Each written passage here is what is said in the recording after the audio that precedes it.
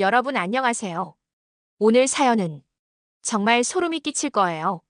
5년간 행복한 재혼 생활을 했던 60대 여성에게 어느 날 갑자기 남편의 전처 자식들이 나타나서 우리 어머니 죽음의 진실을 알고 있다며 협박을 시작했다는 충격적인 실화거든요.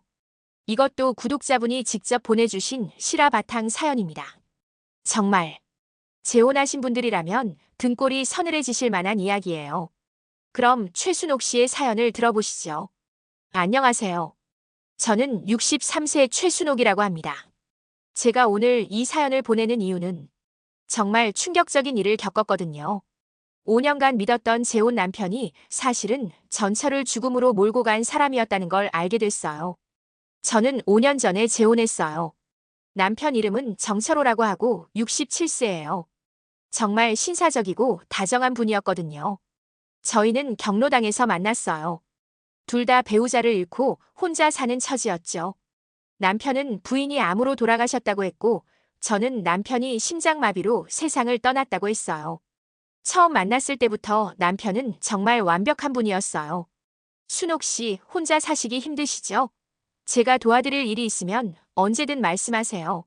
정말 세심하고 배려 깊었어요. 혼자 살면서 외로웠던 제게 남편은 마치 구원 같은 존재였거든요. 6개월 정도 만나다가 결혼하자고 하더라고요. 우리 나이에 뭘 더 망설여요. 남은 인생이나마 함께 행복하게 삽시다. 저도 그 말이 맞다고 생각했어요. 혼자 늙어가는 게 너무 두려웠거든요. 결혼하고 나서는 정말 행복했어요. 남편은 저를 공주님처럼 대해줬거든요. 매일 아침 차를 끓여주고 시장도 같이 가고 집안일도 도와주고 정말 다정한 남편이었어요. 경제적으로도 여유가 있었어요. 남편이 전처 사망보험금으로 3억 원을 받았다고 하더라고요. 그리고 전처명의 부동산도 팔아서 2억 원 정도 더 있다고 했고요. 순호가 우리 돈 걱정은 하지 마. 내가 다 알아서 할게. 정말 든든했어요. 제 노후가 보장된 느낌이었거든요. 남편은 전처 이야기는 별로 하지 않았어요. 가끔 물어보면 슬퍼하면서 너무 아픈 기억이라 말하기 싫다고 하더라고요. 저도 이해했어요. 사랑하는 사람을 잃은 아픔이 얼마나 큰지 아니까요. 남편에게는 전처와의 사이에 자녀가 둘 있다고 했어요. 아들 하나, 딸 하나요. 하지만 사이가 좋지 않다면서 연락을 안 한다고 하더라고요. 아이들이 새엄마를 받아들이지 못해서 연락을 끊었어. 그것도 이해했어요. 성인 자녀들이 아버지 재혼을 반대하는 경우가 많잖아요. 그렇게 5년을 정말 행복하게 살았어요.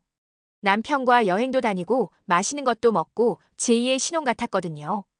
그런데 작년 가을 갑자기 이상한 일이 시작됐어요. 어느 날 저녁 현관 초인종이 울렸어요. 나가보니 30대 중반 정도 되는 남자와 여자가 서 있더라고요. 혹시 정철호 씨 댁 맞나요? 네, 맞는데요. 누구시죠? 저희는 정철호 씨 자녀입니다. 그 순간 깜짝 놀랐어요.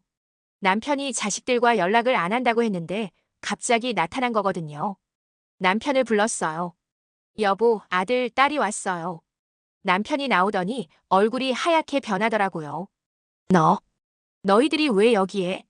아버지, 저희가 왜 여기 왔는지 모르세요? 분위기가 이상했어요. 뭔가 불편한 기류가 흘렀거든요.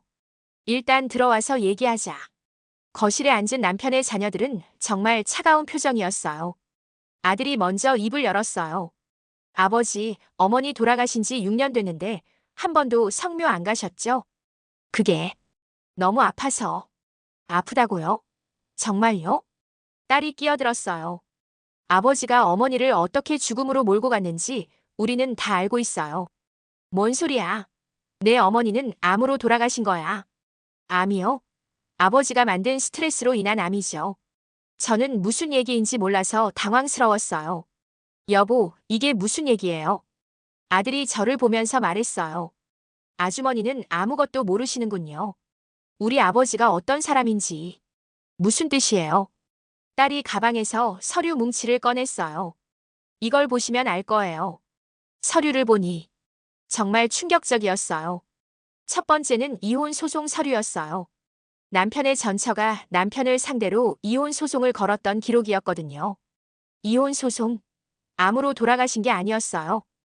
어머니는 아버지 때문에 이혼하려고 했어요. 아버지가 바람을 피우고 가정폭력을 했거든요. 가정폭력. 제가 아는 다정한 남편과는 완전히 다른 모습이었어요. 두 번째 서류는 더 충격적이었어요. 병원 진료 기록이었는데 전처가 우울증과 공황장애로 치료받은 기록이었거든요. 어머니는 아버지 때문에 정신적으로 너무 힘들어 하셨어요. 매일 울면서 저희한테 전화하셨거든요. 그리고 이혼 소송 중에 갑자기 암 진단을 받으셨어요. 스트레스가 극심해서 면역력이 떨어진 거라고 의사가 그랬어요. 세 번째 서류는 보험 관련 서류였어요. 어머니가 돌아가시기 한 달 전에 아버지가 보험 수익자를 바꿨어요.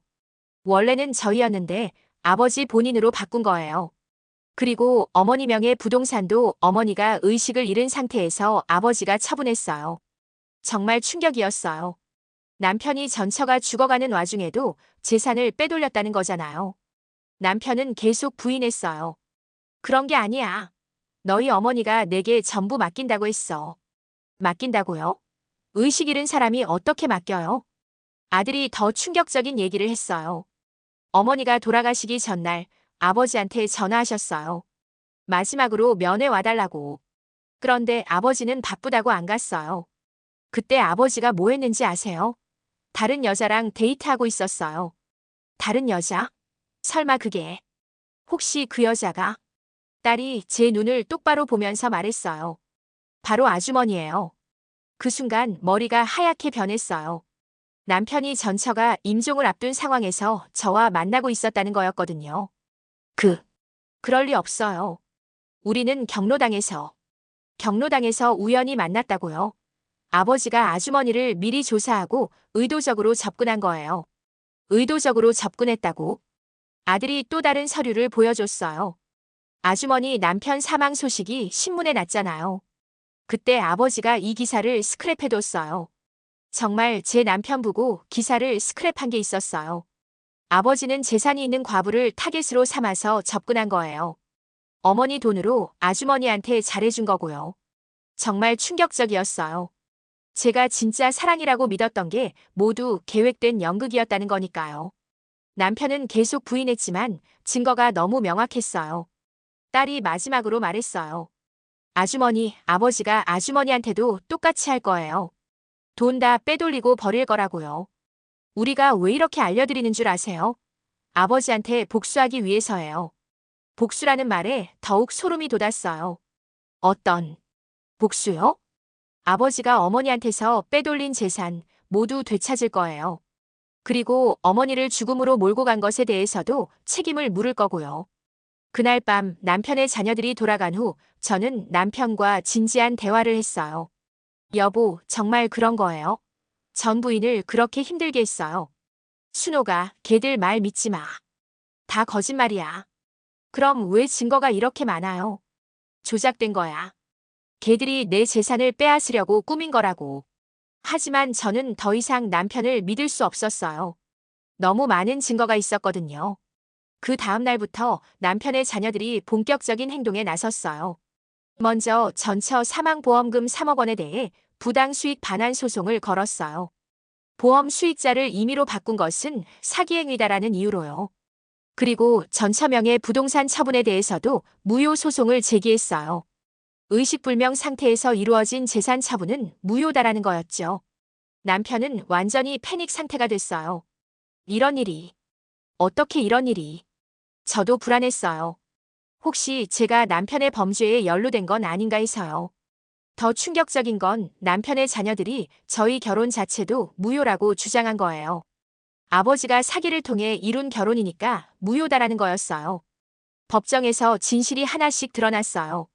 남편이 전처와 이혼 소송 중에 다른 여자들과 바람을 피웠고 심지어 전처 몰래 재산을 빼돌리려고 시도했다는 것들이요. 가장 충격적이었던 건 남편이 저와 만나기 시작한 시점이었어요. 전처가 암말기 진단을 받은 바로 그 주에 저와 첫 만남을 가졌더라고요. 즉 부인이 죽어가는 걸 알면서도 이미 다음 타겟을 물색하고 있었던 거예요. 재판 과정에서 더 많은 진실이 드러났어요.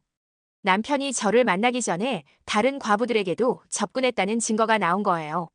재산이 있는 과부를 체크리스트로 만들어서 순서대로 접근했더라고요. 저는 그 중에서 가장 마지막 타겟이었던 거죠. 정말 기가 막혔어요. 제가 평생 진짜 사랑이라고 믿었던 게 모두 거짓이었다니요. 결국 재판에서 남편이 졌어요. 사망보험금 3억 원과 부동산 처분 대금 2억 원, 총 5억 원을 자녀들에게 돌려줘야 했어요. 그리고 사기 혐의로 징역 2년에 집행유예 3년을 받았죠. 저는 즉시 이혼했어요. 더 이상 그런 사람과 함께 살 수 없었거든요.